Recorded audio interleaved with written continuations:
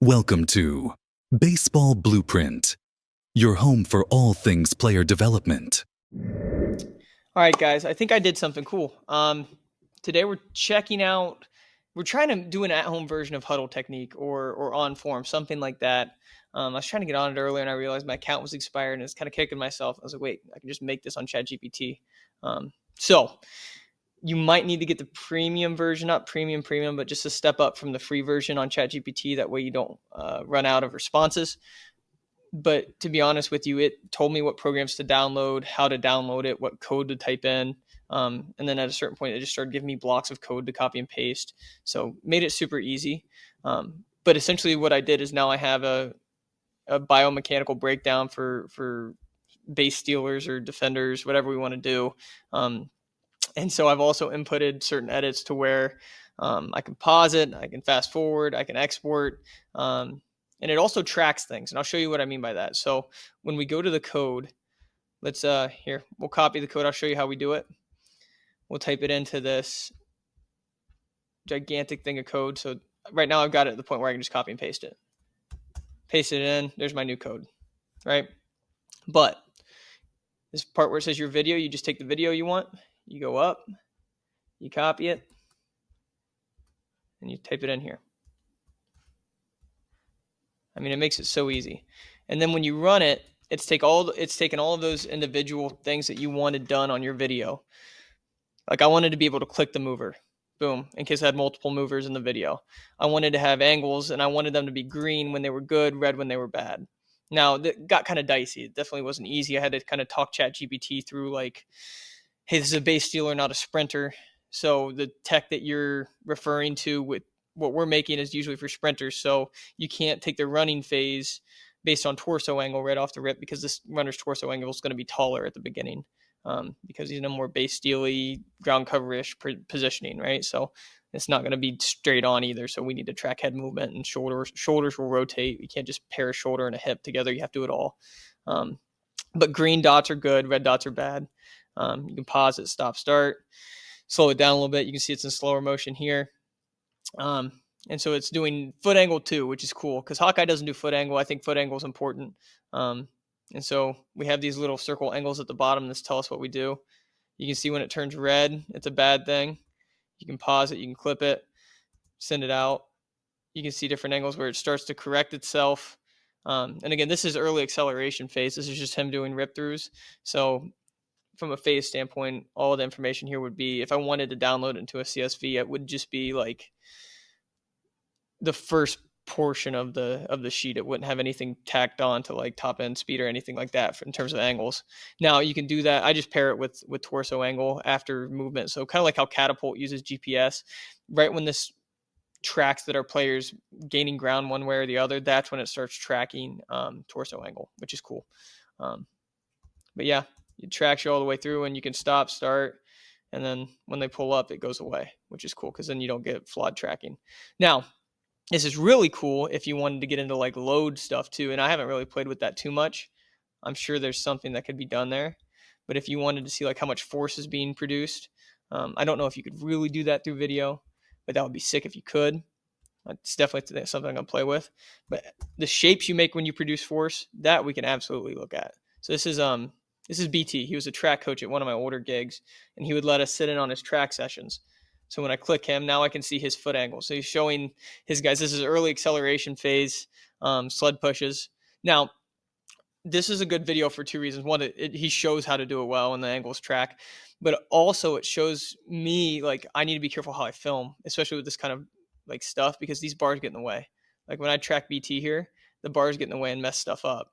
So it's not going to be super clean while the bars are in the way. I could click other individuals and track their frames too, which is cool. Now BT does us a favor here and he takes his shoes off so we can see the foot angles a little bit cleaner. But what's really cool is now you can start seeing shapes. You get really good ideas of angles. And I think the way you film it's important. Like this doesn't work on all of the film I have. Like if I've got a farther away clip for a base runner, I don't get that. It's got to be pretty clean. And if you've got too many individuals like all jammed together, it's not going to work. Obviously, BT's in the foreground here, so it works. Right? We get a pretty good idea of where he's at. And even with these posts, it's not too bad. But as he starts going, you'll see the difference in what I'm talking about. Like, it's just so clean. And remember, I've got head angle here. Notice how BT's head's down. That's not really where we want it. So you see it's in the red. Now for this, he's just got his head down because he's got his head down. He's not worried about where his head is. He's worried about being linear here. But now that he's past the post, we go to it, and we can see the green. So these are really good angles he's making. Obviously, he's a track coach. Stiff ankles, right? There's not a whole lot of flexion. There's a little red there. But you can track it as you go. And I can export these VODs out, and they can be observed by people and stuff like that too. But it's also super customizable. So like when I go back to ChatGPT and I say like I want lasers coming out of their eyes, which is what I put on the last one. And so now I just copy the code. I'll go back into this. I'm going to save this. That way I don't lose it. But I'll just copy and overwrite the code. Now I want lasers coming out of our guy's eyes. Now I got to re-upload the video because when you repost the code, it doesn't keep the video you had. So let's go to that first video where our guy's head was down and see where the laser goes. Now it's funny, like because we're base running and not sprinting, our head angle, like it turns, right? We look from the pitcher to second base or third base, wherever we're running to. And track, you don't have to worry about that. So track apps, you can't really track that, which is why I like the idea of lasers, which is cool. But we're going to see, oh boy, is it working? Sometimes it takes a little bit. And this is running on the laptop too. So this isn't, if you have something at home where it's like where it's more built to run bigger programs, then I'm willing to bet it's probably a little bit different. There's a laser poking out of his eye right there. Look at that. Yeah, his head just stays looking down. Interesting. And the laser pulls up as his head rises. That's pretty cool. I don't know how accurate the laser is. I wonder if we could make it like a one laser coming out each eye. Because the other thing that ChatGPT does too, if we go back and look at it, is it talks you through how they do it. So there's our big spew of code and data. But they talk about how, like, here's where you would insert it if you did it in pieces. Here's how we break down the code so it finds the left eye, right eye, nose, and makes a pixel laser using those things. Just cool. You can change the colors. You can change the thickness of the laser. Same with the other things, like the angles that you see around their shins and their feet when they run. Like these are things that I added custom just because I wanted to, and they'll turn red or wherever when the code goes away. I hate that laser. It's just a fun idea to have, but I hate it. It's disgusting. So we're going to turn that off. But really, really cool stuff. And I think it's fun. Like, I'm the worst coder ever. So I was kind of nervous when I was playing with this initially. But to be honest with you, like it's not too big of a deal. Like it's pretty easy to manage. And then like if you want to go back to whatever you want to do, you just ask ChatGPT to take you back to it, right? I mean, it's nothing heavy. And I mean, it's as easy as just like copying it. And so this for those of you who are wondering, there was some text on the screen that went through the drive phases, so I took that off. It was just a little bit too much visually. I can left click to select the player, right click to deselect. Whatever player I select, it only has their skeleton. I could do all of them. It just gets a little messy, doesn't run super clean. Foot angle, shin, torso, head angle. I can screenshot stuff. So when I screenshot things, it automatically sends it to a file for me, saved, marked, and stored to where I could search by name, date, whatever. And then I get a frame by frame angle for like efficiency at a certain point in their drive. I get the visual for green for ideal angle targets depending on what phase of the drive they're in, which is sweet. And then I've got slow-mo and stuff and forward, backward. But yeah, I mean, it's pretty cool.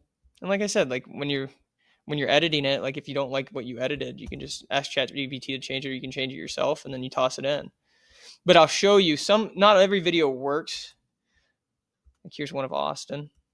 Austin's a really good mover, but this video's awful. So when we run it,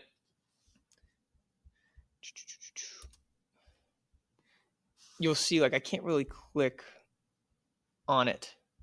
Like I want to click Austin here, but it's not really letting me click. I don't think there's enough change between the colors here with the helmet. And we get a little bit there, right? But it's kind of odd, all messed up.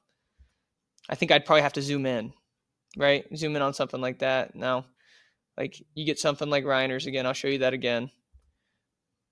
It makes it super easy to read because I believe this video was taken on OnForm or HUDL or something like that. So I don't think this is something that, let me minimize this. And again, I'm running this on a laptop here, so it's not going to be super quick. There, it popped up in the back. Good. You just click the player because it'll run on its own without you doing anything. That's one of the things I wanted it to do. I wanted it to just run right when I opened it, and then click to turn on the skeleton. Then right click turns it off. Left click turns it on. Head position's not great here, but again, I don't know how that reads that in this scenario, so I'd have to do some more digging into that.